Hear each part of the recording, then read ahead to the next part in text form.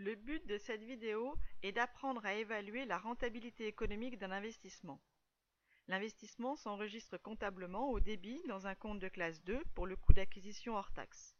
Un investissement peut être une immobilisation incorporelle comme un logiciel ou un brevet, une immobilisation corporelle comme un terrain, une machine, ou une immobilisation financière comme un titre de participation, action ou obligation. Avant de financer une immobilisation, on mesure sa rentabilité économique. Évaluer la rentabilité économique d'un projet consiste à apprécier par période le surplus espéré, c'est-à-dire le flux net de trésorerie dégagé par l'immobilisation durant sa durée de vie. La première étape est la construction d'un tableau de flux net de trésorerie par période en lien avec la durée de vie du projet, dans lequel on estime à la fin de chaque année la différence entre les recettes générées par le projet, autrement dit, le gain dégagé ou l'économie réalisée appelée ressources dans le tableau, et les dépenses imputables au projet mesurées par les coûts liés à l'investissement appelés emploi dans le tableau.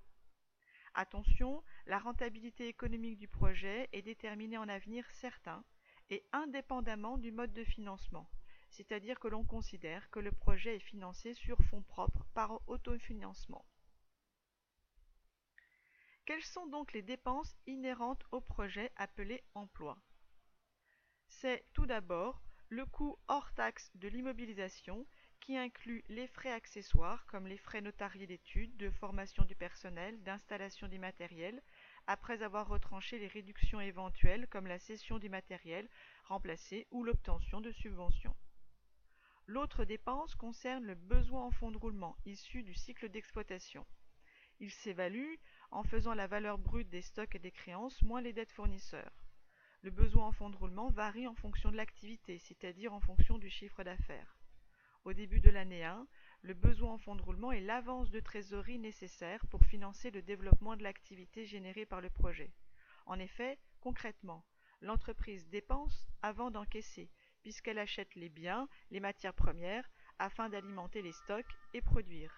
Ce n'est qu'une fois le produit vendu qu'elle encaisse le règlement. Au démarrage du projet, c'est-à-dire au début de l'année 1, il faut donc prévoir une avance de trésorerie appelée le BFR et qui correspond souvent à un pourcentage du chiffre d'affaires prévu de l'année 1. Pour les années suivantes, on ne retient que la variation du BFR. En effet, le BFR augmente avec l'activité, c'est-à-dire augmente en même temps que le chiffre d'affaires. À la fin de l'année 1, on évalue cette variation par la différence entre le BFR prévu issu de l'activité prévisionnelle de l'année 2 et le BFR prévu de l'année 1. À la fin de l'année 2, on évalue cette variation par la différence entre le BFR prévu issu de l'activité prévisionnelle de l'année 3 et le BFR prévu de l'année 2, et ceci jusqu'à l'avant-dernière période.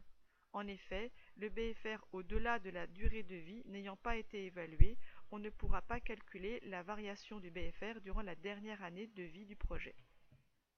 Quelles sont les ressources générées par l'investissement?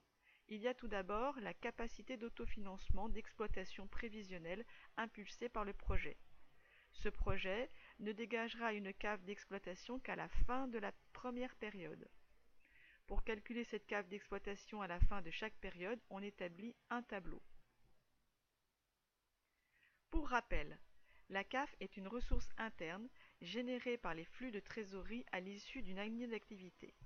Pour évaluer la rentabilité économique d'un investissement, on ne calcule que la CAF d'exploitation, qui ne tiendra compte que des flux de trésorerie dégagés par son activité liés exclusivement à son exploitation, c'est-à-dire en excluant les flux de trésorerie issus d'une activité exceptionnelle ou financière, même si le projet prévoit un emprunt, puisqu'on détermine la rentabilité économique du projet indépendamment du mode de financement. Comment calcule-t-on cette cave d'exploitation? Rappelons que la cave d'exploitation est une ressource interne obtenue par la différence entre les produits d'exploitation encaissables et les charges d'exploitation décaissables, en excluant donc les produits et les charges n'ayant pas d'incidence sur la trésorerie. On évalue cette cave d'exploitation annuelle par la construction d'un tableau dans lequel on voit le chiffre d'affaires prévu supplémentaire impulsé par le projet, auquel on enlève les charges d'exploitation décaissables. Afin de pouvoir calculer l'IS, on enlève également les dotations d'amortissement.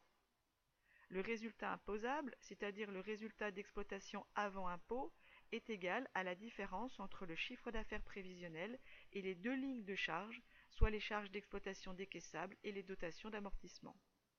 On calcule ensuite l'impôt sur les sociétés au taux de 33,1%, le mieux étant de diviser le résultat avant impôt par 3. Le résultat net après IS s'obtient par la soustraction du résultat avant impôt et l'IS. Pourquoi enlever les dotations après les avoir auparavant ajoutées? Tout simplement parce que la CAF ne tient compte que des produits et charges ayant une incidence sur la trésorerie. Or, pour pouvoir calculer l'IS, on a été obligé d'enlever les dotations d'amortissement, charges non décaissables n'ayant aucune incidence sur la trésorerie. Ainsi, pour annuler cette opération, on réalise l'opération inverse en ajoutant ces mêmes dotations d'amortissement. À la fin de la durée d'exploitation de l'immobilisation, le projet peut générer deux autres ressources, qui sont la valeur résiduelle de l'investissement et la récupération du BFR.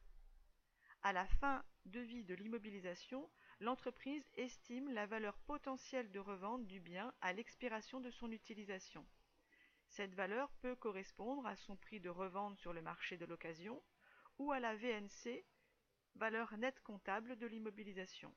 Pour rappel, la valeur nette comptable d'une immobilisation s'obtient par la différence entre le coût d'acquisition hors taxe et le cumul des amortissements. S'ajoute à la fin de la durée d'exploitation une autre ressource, qui est la récupération du BFR. En effet, à la fin de sa durée de vie, le projet est supposé disparaître et restituer le BFR. Cette ressource correspond à la cession des stocks, à la récupération des créances et au paiement des dettes fournisseurs. Pour obtenir la récupération du BFR, il suffit de faire le total de la ligne variation du BFR.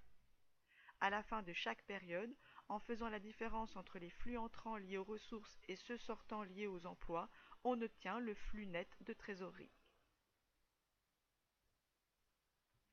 Après avoir calculé par période le flux net de trésorerie, on actualise chaque flux net de trésorerie en valeur d'aujourd'hui, à la date du 1er janvier de l'année 1. En effet, en sachant que l'argent n'a pas la même valeur d'une année sur l'autre, on se demande ce que vaut aujourd'hui un flux net de trésorerie obtenu dans 1 an, dans 2 ans, dans 3 ans ou dans 4 ans. Ainsi, on va actualiser chaque flux net de trésorerie afin qu'il soit exprimé dans une monnaie ayant la même valeur. Pour cela, on convertit les flux nets de trésorerie en valeur d'aujourd'hui à la date du 1er janvier de l'année 1 à l'aide d'un taux d'actualisation. Ce taux d'actualisation correspond au taux de placement sur les marchés majoré pour tenir compte du risque lié au projet. Pour actualiser une somme, il est nécessaire d'utiliser le coefficient 1 plus i à la puissance moins n. I représente le taux d'actualisation et la puissance moins n représente la période. Par exemple, pour actualiser le flux net de trésorerie à la fin de l'année 1 en valeur d'aujourd'hui à la date du 1er janvier de l'année 1, il suffit de multiplier moins 12 par le coefficient 1 plus le taux d'actualisation de 6% à la puissance moins 1 pour obtenir un flux net de trésorerie actualisé de 11,32 euros. Après avoir actualisé chaque flux net de trésorerie, il est intéressant de connaître le cumul des flux nets de trésorerie actualisés afin d'évaluer la valeur générée par l'investissement à l'issue des 4 ans. La somme des flux nets de trésorerie actualisés s'appelle la vanne.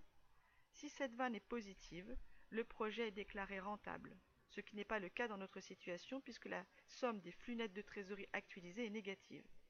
En diminuant le taux d'actualisation, le projet pourrait devenir rentable.